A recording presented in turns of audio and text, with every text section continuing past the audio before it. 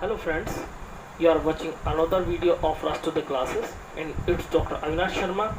Friends, in earlier video we have discussed the structure of nucleus and the nuclear pore complex.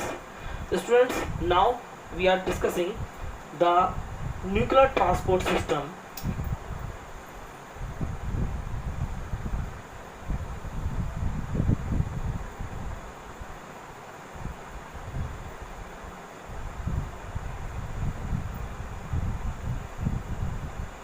Nuclear transport system,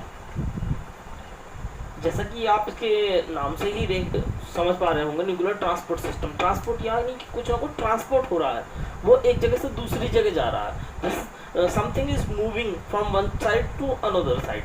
तो nucleus की हमने जैसे बात की थी, तो न्यूक्लियर प्लाज्म था और बाहर की साइड साइटोप्लाज्म था। जो हमने न्यूक्लियर पोर डिस्कस किया था, तो पोर की साइड में, दूसरी साइड में जो न्यूक्लियर पोर कॉम्प्लेक्स था, उसमें एक साइड साइटोसोल था और दूसरी साइड न्यूक्लियर प्लाज्म था। तो जो कुछ प्रोटीन न्यूक्लियर प्लाज्म में एंट्री करते हैं साइटोसोल की साइड से, और कुछ प्रोटीन्स जो न्यूक्लियर प्लाज्म से साइटोसोल में बाहर की तरफ निकलते हैं।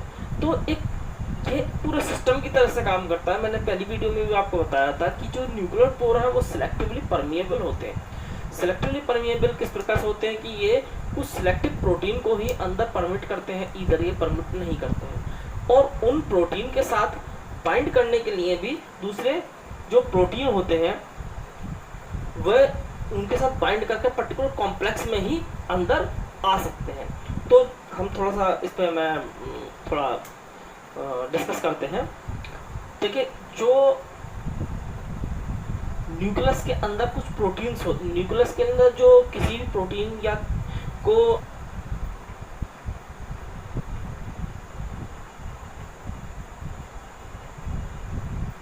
This is resembling by the name of this system कि ट्रांसपोर्टेशन हो रहा है।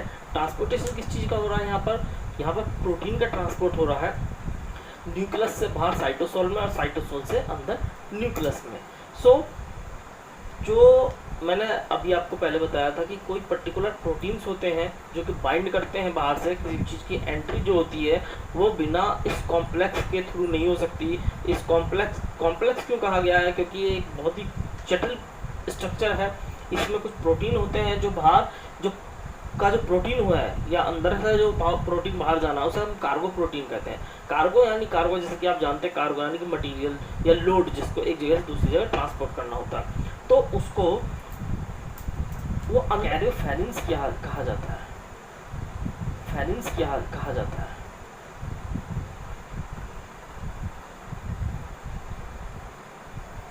जो कैरियोफेरेंस है वो दो हैं, importing and second one is export।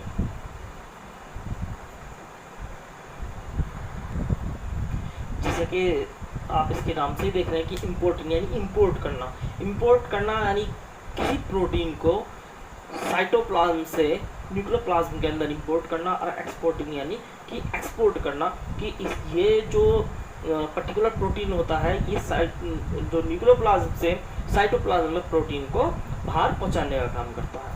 तो स्पेस कम है इसलिए हम इसे थोड़ा रफ कर देते हैं।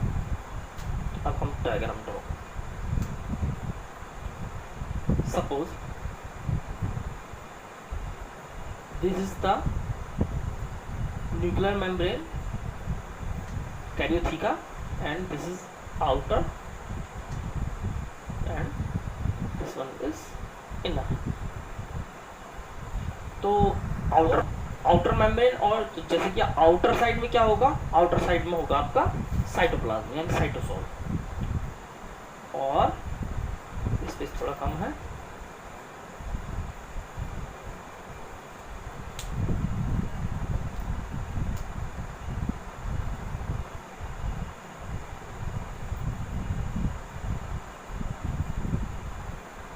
और इनर साइड में होगा न्यूक्लियर प्लाज्म।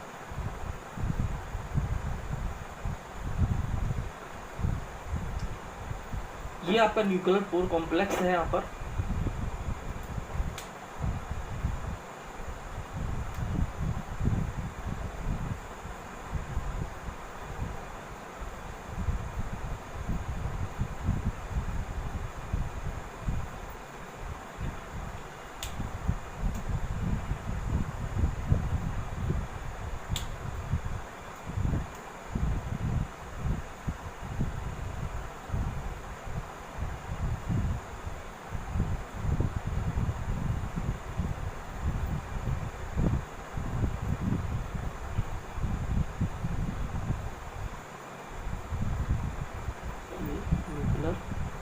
और हो गया।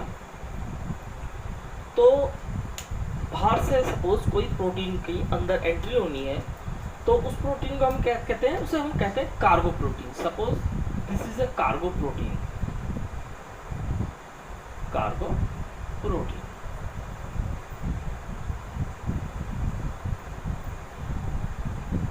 अब ये कार्गो प्रोटीन को अंदर आना है, ऐसा नहीं होगा कि कार्गो प्रोटीन सीधा डायरेक्ट इसके न्यूक्लियर पोर के थ्रू होकर अंदर पहुंच जाए, नहीं, इसको पहले बाइंड करना होगा इंपोर्टेंट प्रोटीन के साथ। यहाँ पर दूसरा प्रोटीन है इंपोर्टेंट प्रोटीन। तो ये इंपोर्टेंट प्रोटीन जो है, इसके अंदर दो डोमेन होते हैं, अल्फा और beta, alpha and beta.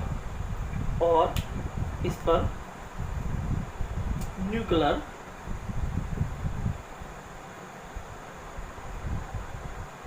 लोकलाइजिंग signals लगे रहते हैं। ये सिग्नल क्या है कि बेस की सीक्वेंस होती है, बेस की सीक्वेंस के सेगमेंट होते हैं, जिसके अंदर सपोज अभी मैं ड्रॉ कर देता हूँ थोड़ा सा एग्जांपल। इसमें लाइसिन,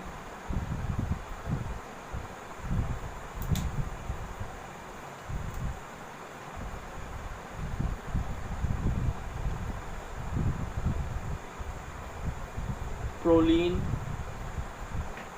आर्जिनिन,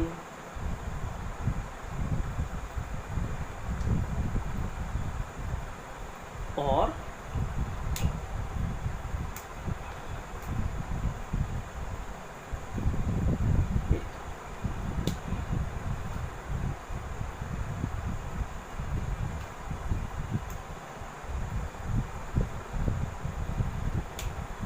ARG से हम रिप्रेजेंट कर रहे हैं, थोड़ा बड़ा बनाना पड़ रहा है। ये होंगे मगर ये सब जो सब सेम साइज के होंगे, सेम कर देते हैं।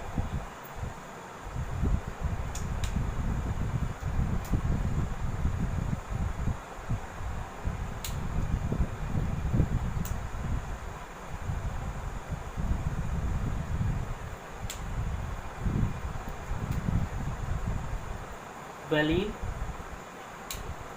VAL से रिप्रेजेंट कर देते हैं। ये बेस एंटी पर्टिकुलर सीक्वेंस होती है। इस सीक्वेंस का क्या काम है, क्या है लोकलाइजेशन, जो सिग्नल्स है इनका क्या काम होता है, ये यहाँ पर इस मतलब ये कहती है कि एंट्री कार्ड है, ये एंट्री को एश्योर करती है, बिना इसके एंट्री नहीं होगी। अब यहाँ पर दूसरे स्टेप में क्या होता है कि जो कार्गो प्रोटीन है वो बाइंड कर जाता है, सपोज दिस इज इम्पोर्टेंट, यहाँ पर न्यूक्लियर लोकलाइजिंग सिग्नल्स, और यहाँ पर कार्गो प्रोटीन। हम इसे CP से प्रेजेंट कर देते हैं, इम्पोर्टेंट को I और P से इम्पोर्टेंट। अब ये एक कॉम्प्लेक्स बन गया। ये कॉम्प्लेक्स अब एंटर हो सकता है इस न्यूक्लियर पोर के थ्रू, और न्यूक्लियर पोर के थ्रू एंटर होने के बाद ये पहुंचता है कहाँ, न्यूक्लियर प्लाज्म में। न्यूक्लियर प्लाज्म में यही कॉम्प्लेक्स जब पहुंचेगा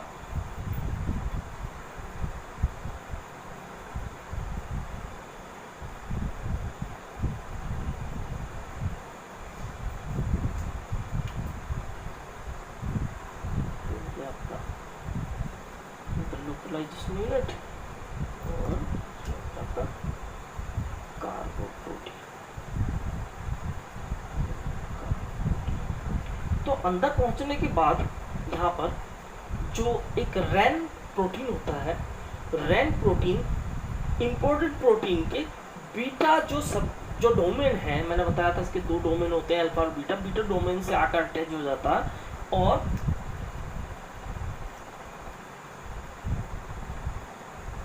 है और रैन पर अटैच होते हैं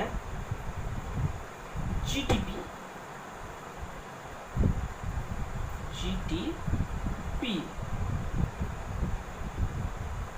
तो ये रैन जीटीपी कॉम्प्लेक्स जैसे ही इससे अटैच होता है तभी ये कार्गो प्रोटीन इससे रिलीज कर दिया जाता है।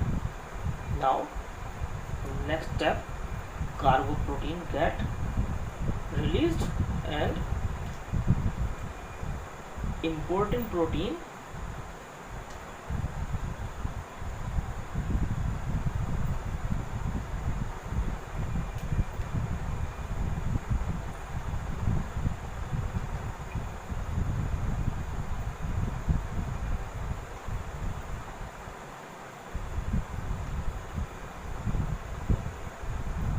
GTP complex ये बाहर निकल जाते हैं न्यूक्लियर पोर के द्वारा, बाहर निकल जाते हैं। ये न्यूक्लियर पोर से बाहर निकल आए तो अब यहाँ पर क्या होता है, एक GAP कॉम्प्लेक्स होता है। ये GAP कॉम्प्लेक्स जैसे ही इससे अटैच होता है, जो कॉम्प्लेक्स पहले से रैन और इम्पोर्टेंट का बना हुआ था उससे ये GAP कॉम्प्लेक्स अटैच होता है, बाहर होता है। GAP कॉम्प्लेक्स के इंटरेक्शन में आते हैं। Suppose this is GAP, marker चल नहीं रहा है ये,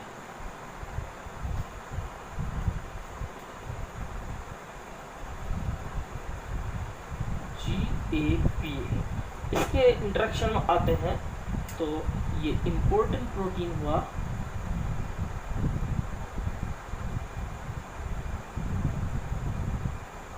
IM, इसकी लोकलाइजेशन यूनिट है। और इसी टाइम पर इस पर जो लगे हुए हैं ये जो रैन GTP है, रैन GTP ये हाइड्रोलाइज हो जाती हैं रैन GDP में। नाउ ये कॉम्प्लेक्स इससे अलग हो जाता है और ये कॉम्प्लेक्स इसके द्वारा ये आपस में अलग अलग हो जाता है। ठीक है, ये अब इम्पोर्टेंट प्रोटीन बाहर आ गया है, आपका बिल्कुल अलग हो गया है, और जो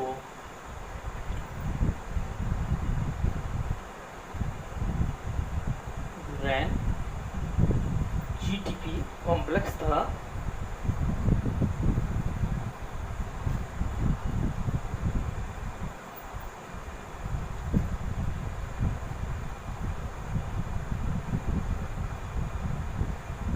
GTP कॉम्प्लेक्स, ये वापस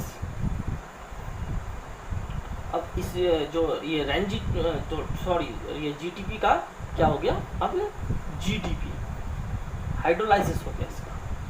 अब ये जो रैन GDP कॉम्प्लेक्स है, अब इसको क्या चाहिए, इसको वापस अंदर आना है, वापस इसको न्यूक्लियर पोर के थ्रू अंदर आना है, वापस इसे न्यूक्लियर प्लाज्म में आना है। तो इसे ये अंदर आने के लिए पर्टिकुलर कॉम्प्लेक्स से बाइंड करता है, ये होता है NTF2, ये कैरियर है रैन GTP के लिए NTF और 2 NTF। अब ये जो कॉम्प्लेक्स तैयार हुआ NTF2 और रैन GTP का, और ये अब न्यूक्लियर पोर के थ्रू अंदर न्यूक्लियोपोर के थ्रू अंदर पहुंच जाता है।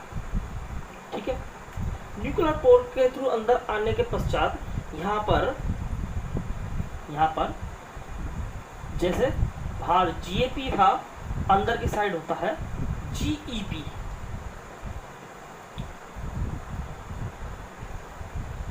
अंदर की साइड है आपका ये जीईपी।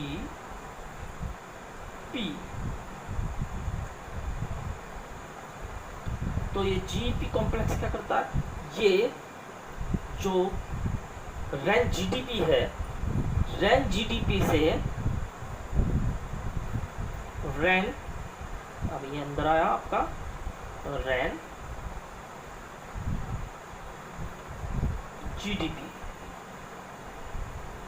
जी टी और पी, वहाँ मैंने रेड से बनाया, यहाँ पर थोड़ा ब्लैक से बना दिया, मार्कर थोड़ा प्रॉब्लम कर रहा है।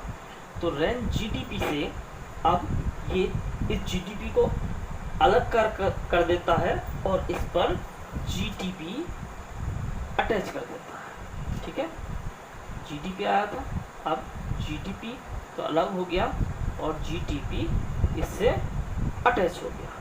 इस तरह से अब ये फिर से ये जो सिस्टम है फिर से अगेन अपना फंक्शन करने के लिए तैयार हो गया। जी अंदर आ जाता न्यूक्लियर, एक्चुअली में ये GEF है, गुआनिसिन एक्सपोर्टिंग फैक्टर। तो यहाँ पर ये फिर से ये दोबारा से तैयार हो जाता है पूरा सिस्टम वापस से एक्टिविटी करने के लिए। इम्पोर्टेंट प्रोटीन बाहर है और आपका ये रैन जो जीटीपी है फिर से अटैच होने के लिए तैयार है। अब जिस प्रकार से अंदर आ रहा है उसी प्रकार से कुछ प्रोटीन जैसे मैसेंजर आ रहे हैं जो हाई मोलिकुलर वेट वाले प्रोटीन्स हैं, तो वो बाहर किस प्रकार से जाएंगे, तो उनसे यहाँ पर क्या होता है कि जिस प्रकार से इम्पोर्टिन बाहर से अंदर लेकर आ रहे थे उसी तरह से एक्सपोर्टिन अंदर से बाहर ले जाने का काम करता है। तो यहाँ पर क्या होता है कि जो कार्गो प्रोटीन है, सपोज कोई भी प्रोटीन है, कार्गो प्रोटीन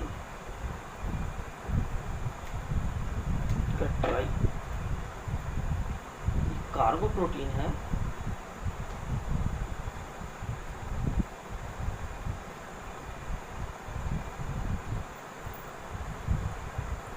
ये बाइंड करता है एक्सपोर्टिंग प्रोटीन से, ये एक्सपोर्टिंग प्रोटीन से बाइंड कर रहा है और इसके ऊपर भी क्या होगा NES, जैसे वहां पर न्यूक्लियर लोकलाइजिंग साइट सिग्नल थे, यहाँ पर न्यूक्लियर एक्सपोर्टिंग सिग्नल्स होते हैं। यहाँ ये कार्गो प्रोटीन इससे बाइंड कर जाता है और बाइंड करने के साथ साथ यहाँ पर जो रैन प्लस रैन से बना देता हूँ, थोड़ा कुछ हो जा रहा था उसमें, GTP गुआनिसिन ट्राइफॉस्फेट ये कॉम्प्लेक्स, अब ये फाइनली एक कॉम्प्लेक्स तैयार होता है जो कि बाहर की साइड एक्सपोर्ट कर देता है जो प्रोटीन है। सपोज ये कार्गो प्रोटीन, ये कार्गो प्रोटीन हुआ और ये NES हुआ आपका, वो सॉरी ये एक्सपोर्टिंग प्रोटीन है, ये नीचे कार्गो प्रोटीन इस पर जुड़ा हुआ है।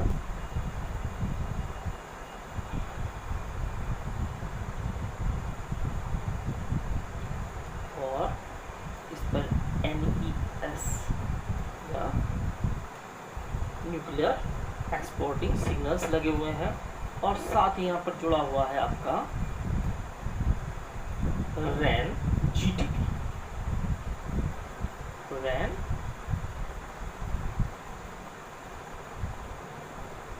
GTP। कॉम्प्लेक्स, अब ये अंदर से बाहर की साइड कॉम्प्लेक्स जाता है, और उसी प्रकार बाहर जो मिला है आपका गैप, ये क्या करेगा, इसको हाइड्रोलाइज कर देगा, और ये जीटीपी को हाइड्रोलाइज करेगा, और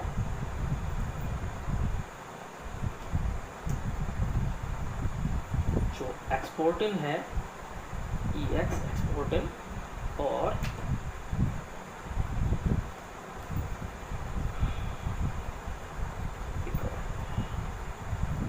एक्सपोर्टिंग, और अब ये रैन GDP जो था, GTP था, इसका बन जाएगा GDP, और वहीं कार्गो जो प्रोटीन है वो रिलीज करते जाएगा, और फिर ये अगेन सिस्टम रोटेट होगा और ये अंदर आ जाएगा, और ये साइकिल इस प्रकार ही चलता रहेगा। So friends, thanks, like, subscribe and share. Bharat माता।